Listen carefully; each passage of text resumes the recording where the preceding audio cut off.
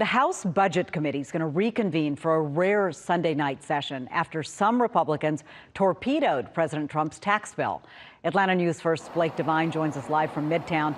Blake, if this passes, the tax package could impact a lot of families here in Georgia, but some very conservative lawmakers were not happy with it.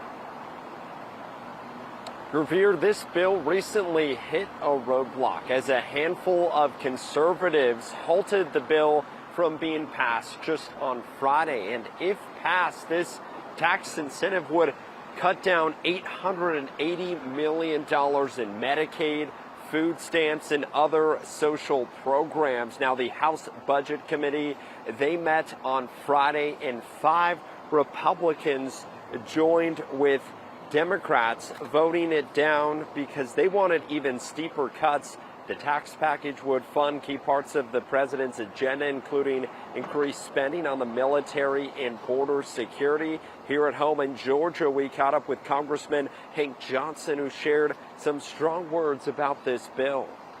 His MAGA minions in Congress are cutting benefits for everyday working people, many of whom can't get by without those benefits, working people and poor people. The president weighing in is always helpful here.